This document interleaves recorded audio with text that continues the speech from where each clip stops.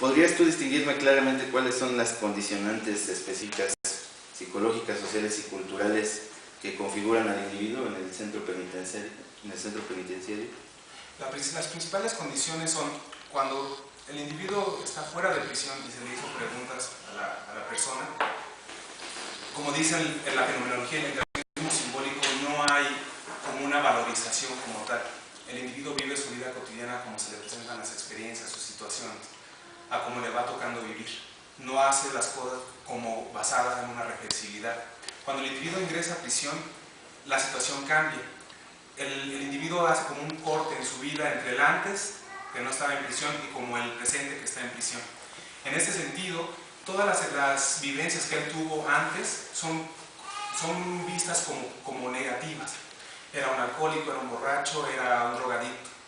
Es decir, son condiciones negativas.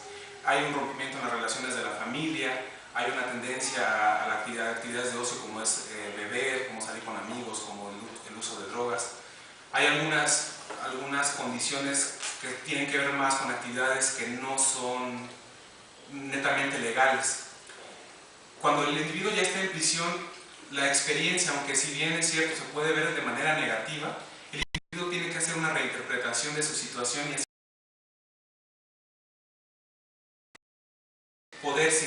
poder vivir su vida dentro de la prisión. Las condiciones que él adquiere dentro es, por ejemplo, se reduce el número de visitas o de contactos que tiene con la familia, pero se intensifican las relaciones que sigue manteniendo. Hay un rompimiento con las relaciones de la familia, pero el interno las valoriza de manera más intensa. Aunque no se hable con la familia, se hable con la familia, para el interno es algo importante hablar de su familia, que quizá no tiene contacto. Una cuestión más es que el individuo tiende a retraerse. La condición del individuo se hace un poco más individualista.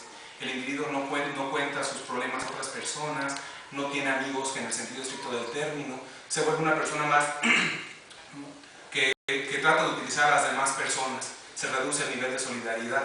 Esto es la razón por la que nosotros retomamos el concepto de ficción social, porque hay una segmentación dentro de la prisión. Dentro de la prisión tú puedes ver una condición que puede hacer referencia al grupo, si es sentenciado, si es procesado, así es de un dormitorio, si es de otro dormitorio, al delito por el que va, al delito por el que van los demás, al lugar de donde viene, al lugar de donde no viene. Es decir, las condiciones se hacen más individualistas, hay una agrupación distinta. La condición que puede seguir a la estancia dentro de prisión, como mencionaba en la presentación, no se puede saber con certeza. Lo que llama la atención es que el individuo la valoriza positivamente. Entonces, ¿qué va a pasar cuando él sabe a partir de su experiencia de prisión? Se va a portar bien, ya no va a delinquir, ya no va a tomar, ya no va a drogarse. Entonces hay una valorización positiva fuera de la prisión. Sin embargo, con entrevistas que se hicieron a internos que ya eran reincidentes, podemos volver a constatar lo que dice la fenomenología y el interaccionismo, que la situación no es como tal. El individuo no va a cambiar su condición actual únicamente de manera positiva, de acuerdo con los patrones que rigen a la sociedad, sino que se va a basar más en una experiencia, en las situaciones concretas que vive.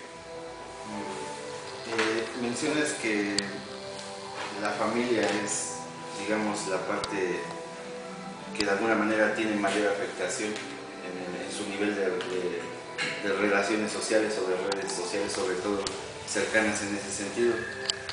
¿Tú ahí lograste captar esta tal vez idea de que el acto delictivo o tal vez esta cuestión criminal tendría que ver mucho con la cuestión de la conducta y el comportamiento, o tú lo viste como algo muy independiente, sobre todo hablando de estas cuestiones pues, que se condicionan, ¿no?, por la cuestión cultural, es decir, la conducta y el comportamiento de alguna manera juegan un papel importante en las situaciones de los individuos ahí?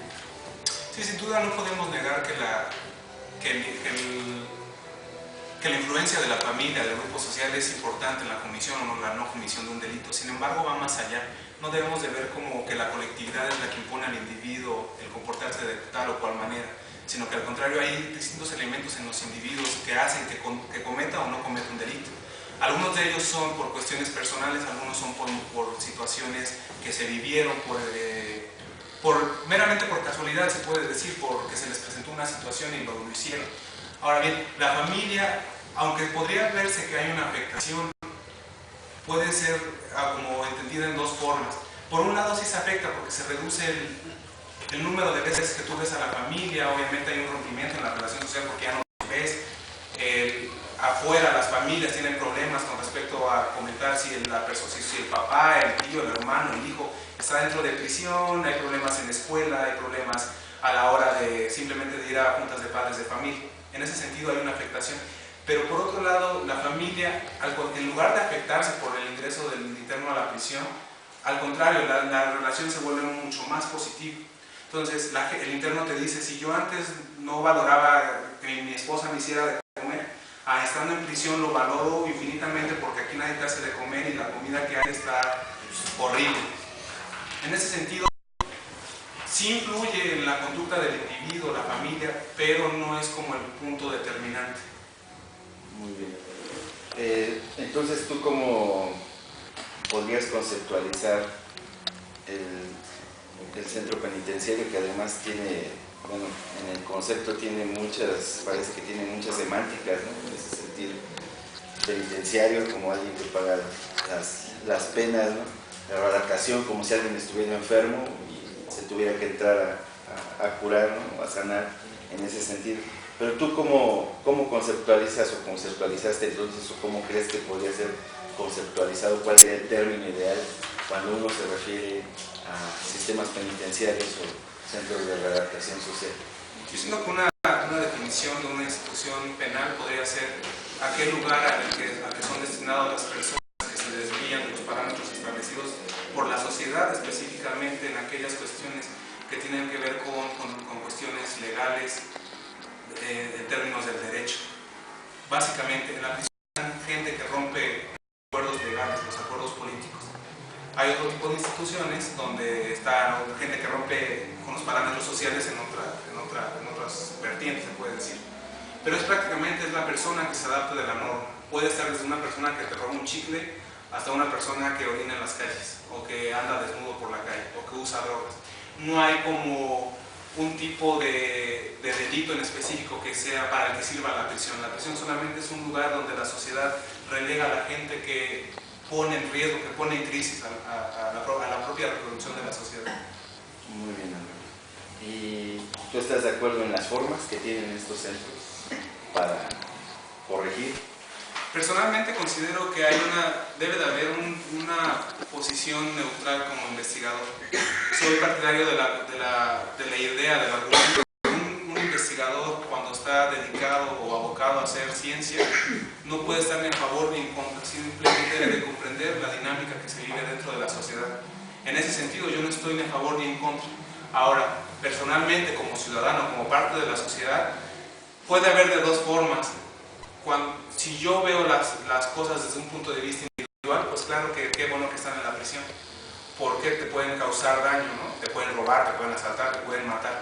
Sin embargo, también soy consciente y me considero una persona crítica. Todas estas problemáticas provienen de problemáticas, valga la redundancia, sociales mucho mayores. En ese sentido, la prisión para mí no es una alternativa de solución.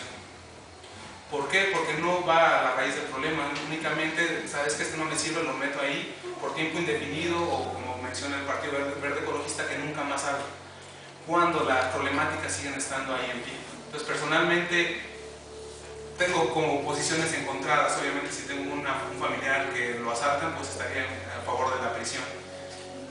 Por otro lado, crítico de la sociedad, no estoy a favor. Sin embargo, pues creo que tiene mucha razón el interaccionismo y la fenomenología. Todo depende de la situación que nosotros estamos viviendo.